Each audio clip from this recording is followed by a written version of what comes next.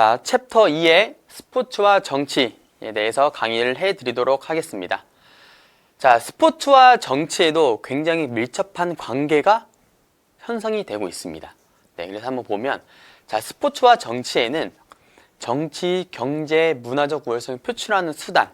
내가 스포츠를 잘하면, 우리나라가 스포츠를 잘하면 정치적으로도 우월하고, 경제적으로도 우월하고, 문화적으로도 굉장히 우월하다라는 거를 하나의 수단이라고 보시면 되고, 그 다음에 조직화로 인한 조직 과정의 권력이 배분이 되죠. 네. 자, 이 같은 경우는 뭘로 나눠지냐면, 우리가 축구로 좀 예시를 들면, 뭐, 대한축구협회, 그쵸? 그 다음에 뭐, 피파, 이렇게 조금, 협회마다 하는 일들이 다르고, 그리고 거기 안에서 이제 주도하는 경기를 이루기 때문에 이런 걸로 된다. 자, 그 다음에 조직 및 기구의 조세 감면 혜택.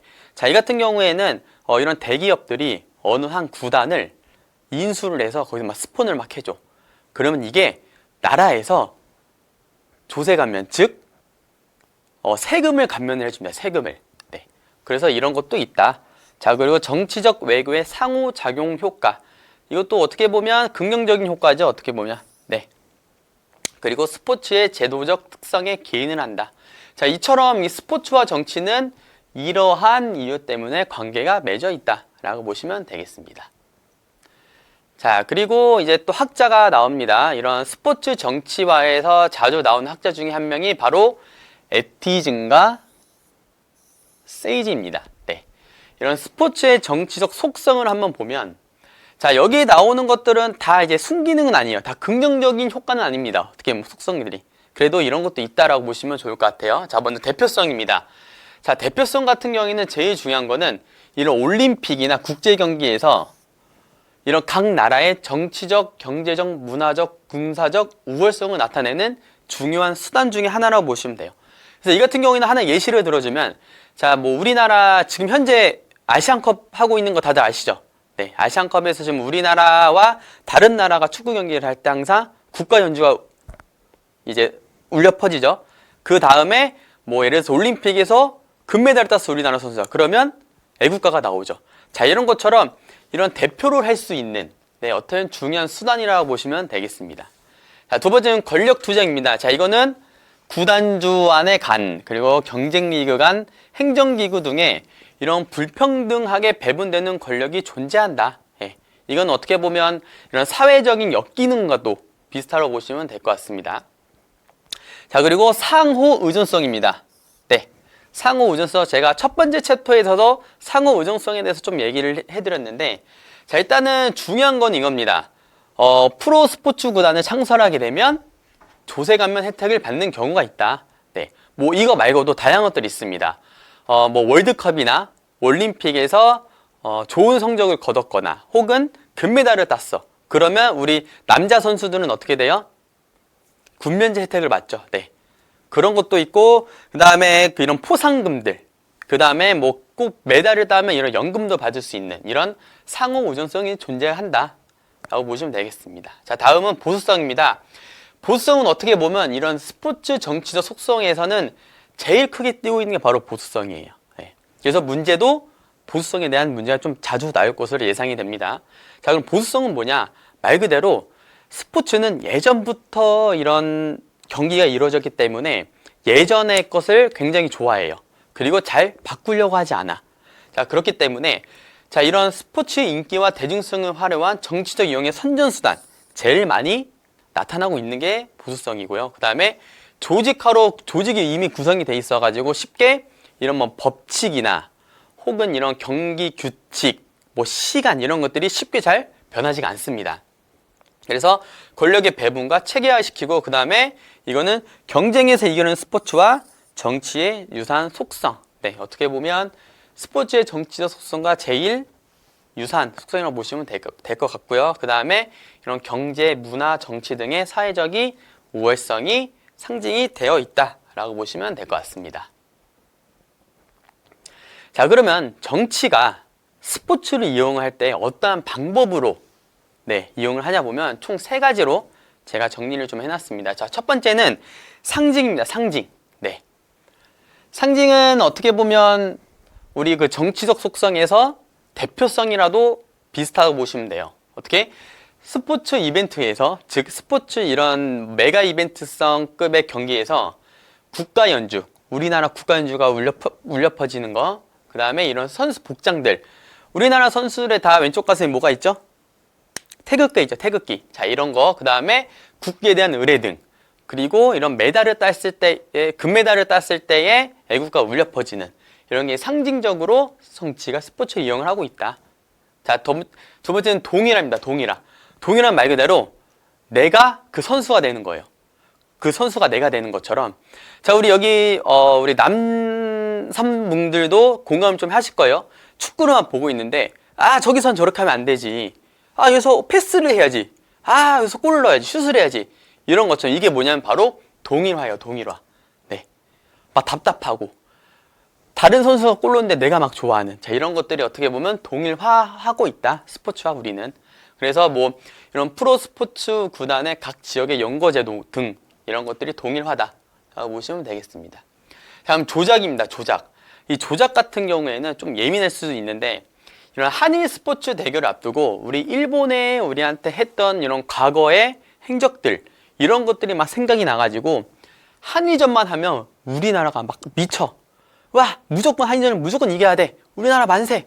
자, 이런 것처럼 어떠한 조작을 통해서 이용을 하고 있다라는 게 조작성이라고 보시면 되겠습니다.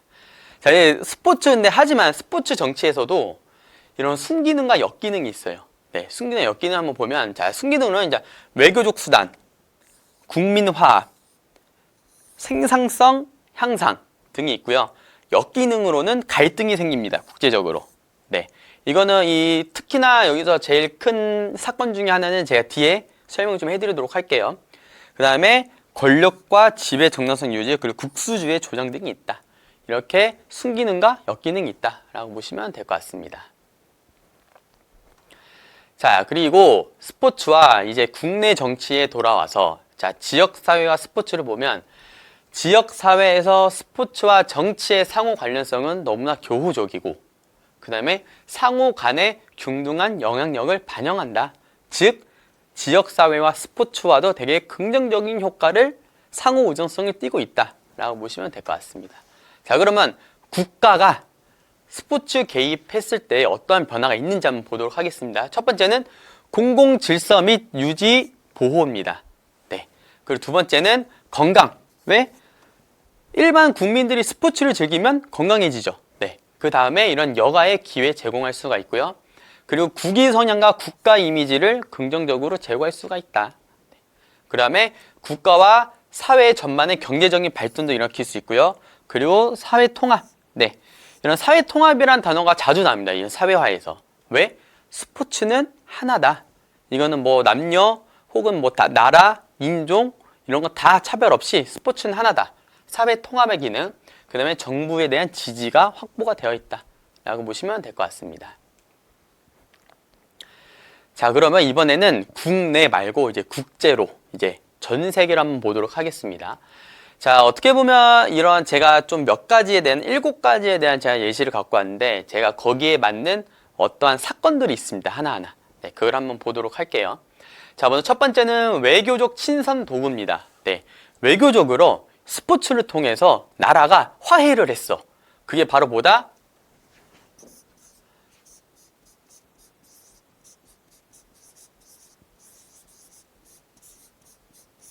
자, 핑퐁 외교라고 합니다. 예. 핑퐁이 뭐죠? 탁구죠, 탁구. 자, 이거는 어떻게 보면 미국과 중국이 굉장히 사이가 안 좋았어요. 많이 싸웠어. 근데 탁구 하나로 화해를 했습니다.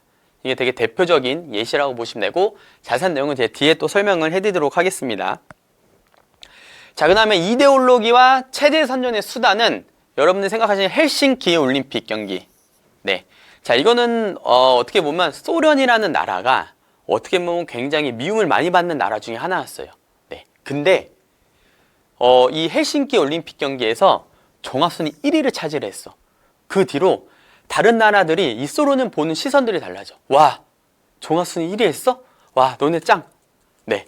이런 식으로 굉장히 스포츠 국가로 인정을 받았던 그런 사례 중에 하나고요. 자, 그리고 국위 성향 같은 경우에는 뭐가 있습니까? 뭐 지금 제가 예전에 윤선민 선수로 제가 예시를 들었는데 이거 말고도 우리나라 선수 너무 많죠. 네, 여러분 알고 있는 뭐 예전부터 돌아오면 뭐 김연아 선수, 박태환 선수, 지금 현재 우리나라에서는 뭐 이강인 선수, 손흥민 선수, 김민재 선수 이런 선수들이 다 국위선양이다 라고 보시면 되겠습니다. 그 다음에 국제이해와 평화, 통일을 위한 한국 정부의 남북 대화 및 교류 증진. 자, 이 같은 경우에도 우리가 다른 나라와 특히 우리 남북이 단일화 팀이 돼서 경기를 출전했던 경기 또 있었죠. 네, 이런 것들이 국제이해와 평화고, 외교적 항의, 이런 인종차별, 이거는 어딜 가나 항상 있는 것 같아요.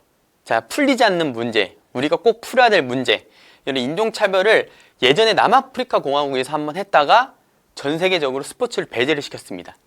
내가 너네 나라 경기 출전하는 거 출전 안 할 거야. 네, 이런 게 바로 외교적 항의라고 보시면 되고, 그 다음에 갈등과 전쟁의 촉매.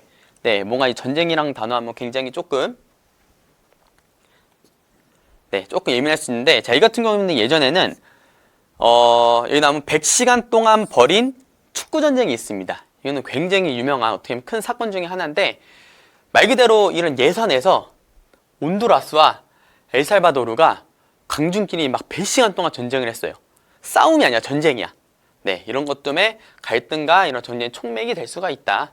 자, 그리고 국가 경쟁력 표출입니다. 이거는 올림픽과 이런 월드컵 등 이런 메가 이벤트를 하려 그러면 정말로 천문학적인 이런 금액이 소요가 된다라는 게 바로 국가 경쟁력 표출. 왜냐하면 이 같은 경우는 내가 한번 우리나라에서 이런 경기를 하나 했다. 그러면 위상도 엄청 높아지겠죠. 네, 이런 것들이 다 스포츠의 역할을 하고 있다라고 보시면 되겠습니다. 자, 그리고 이런 올림픽과 국제정치 같은 경우에는 원래는 예전에는 기출 문제가 많이 나왔었는데 요즘에는 조금 주춤하고 있는, 하지만 한번 짚고 넘어가면, 자, 민족주의가 심화가 됐고요. 그리고 상업주의가 팽창이 됐습니다. 왜냐하면 상업주의라는 건 말 그대로 자본주의 사회에서는 일어날 수 있는 충분한 이유 중에 하나이지만 올림픽 규모가 점점 커져. 그러면 솔직하게 이런 올림픽을 참석을 못하는 나라들이 많이 생기는 거예요. 왜? 이거를 내가 참가하려면 돈이 너무 많이 드니까. 그래서 이런 상업주의가 팽창이 됐다. 그러면 정치 권력이 너무 강화했다. 올림픽을 이용을 해서 순수하게 경기만 보는 게 아니고 정치적으로 이용하려는 나라들이 너무 많아졌다. 네, 라는 게 올림픽의 국제 정치고요. 자, 이제 올림픽 경기에서 정치적으로 사례. 네, 어떻게 보면 국제 정치도 중요하지만 어떻게 정치를 했길래 사례들이 있냐라고 한번 보도록 하겠습니다. 자, 여기서는 뭐 제가 많이 적어놨지만 여기서 좀 중요한 거는 이 헬싱키. 네. 자, 헬싱키도 제가 위에 보는 것 같이 이런 헬싱키 올림픽 경기에서 소련이 1위를 차지를 하면서 스포츠 강국이 됐죠. 자, 이런 것처럼 미국과 소련의 세력 각축장으로 변모하는 계기가 됐다라는 게 바로 헬싱키 올림픽이라고 보시면 되겠고요. 자, 그 다음에 중요한 거는 자, 여기 있습니다. 미넨. 자, 1972년 미넨에서 굉장히 중요합니다. 여기서 자, 팔레스타인의 이런 테러단, 네, 죄송합니다. 팔레스타인의 이런 테러단들이 검은 구혈단 사건으로 유혈 사태가 발생이 됩니다. 네, 이것도 어떻게 보면 이런 스포츠에서는 굉장히 큰 이슈 중에 하나.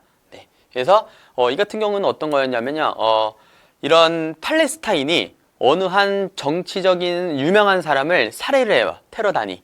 그로 인해서 그때 하필 이제 미넨에서 이제 열리는 올림픽에서 나타났기 때문에 굉장히 큰 이슈가 나타나고 있다라고 보시면 되겠습니다. 그리고 이제 다른 것들은 여러분들이 한 번씩 보시고 본문에 있는 내용들 한번 보시고 공부를 해주시면 좋을 것 같아요. 자, 이거 말고도 이 외적으로도 좀 많이 있는데 여기서는 딱 두 가지만 보도록 하겠습니다. 첫 번째는 축구 전쟁과 핑퐁 외교. 네, 자, 축구 전쟁 말씀드렸죠. 이거는 어떻게 보면 69년 7월에 4일간의 전쟁, 일명 이제 100시간 전쟁으로 약 이렇게 사상자가 나타났고 난민이 발생한 사건이다. 굉장히 중요하다. 그래서 축구 전쟁은 언제 일어났냐? 1969년 중남미 월드컵 지역 예선에서 나타났다. 라고 여러분들 좀 이해를 해주시면 좋을 것 같아요. 자, 다음 핑퐁 외교입니다. 자, 핑퐁 외교는 뭐다? 미국과 중국. 네. 둘이서 막 싸웠어. 근데 뭐 탁구르 하나로 미국이 중국을 방문한 역사적 사건이 나타났다. 이게 바로 핑퐁 외교다. 이렇게 어떻게 보면 순기능도 있지만 역기능도 있다라고 보시면 될 것 같습니다. 그리고 다른 것들도 다 어떻게 보면 기출문제에서 한 번씩은 나왔지만 그렇게 출제 비율이 높지가 않아. 그래서 축구 전쟁과 핑퐁 외교만 여러분들 이해를 해주시면 좋을 것 같아요. 자, 그리고 스포츠와 남북 관계, 그리고 이런 사례들도 어떻게 보면 많이 나오진 않지만 그래도 우리가 알고 있으면 좋을 것 같아서 제가 조금 가져왔습니다. 그래서 이런 남북 관계를 통해서 제일 중요한 거는 2018년도 있죠. 평창 동계올림픽에서 우리 남북한 여자 아이스하키가 단일팀이 구성이 되어서 경기를 한번 뛰었던 적이 있죠. 뭐 이거 말고도 뭐 탁구도 있었고 그 여러 가지도 있었습니다. 그래서 이거를 통해서 어떤 기대 효과가 있냐? 당연히 남북 긴장이 완화가 됐고요. 그 다음에 민족이라는 공동체 의식도 강화가 됐고요.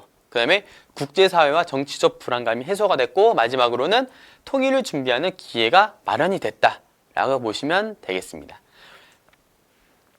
자, 그럼 한번 문제를 한번 풀어보도록 하겠습니다. 네. 자, 우리 에티즌과 세이즈. 네. 정치적 속성 한번 보도록 하면, 자, 첫 번째는 상호 배타성. 그리고 두 번째는 권력투쟁, 대표성, 보수성 이렇게 있는데 답은 뭘까요? 상호 배타성입니다. 네. 자, 다시 그럼 본문을 한번 보도록 할게요. 에티즌과 세이지. 이거는 여러분들이 좀 중요하게 좀 봐야 돼서 제가 한번 더 짚고 넘어가도록 할게요. 네. 여기 나오죠? 대표성, 권력투쟁, 상호의존성, 보수성 이렇게 네 가지가 있다.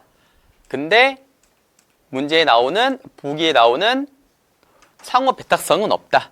네, 그래서 정답 해설을 보면 스포츠 정치 속성에는 상호 배타성이 아니라 뭐예요? 상호 의존성이다. 네, 이런 문제가 나올 수도 있다라고 보시면 되겠습니다. 네, 자 이렇게 스포츠와 정치 네, 챕터를 마치도록 하겠습니다.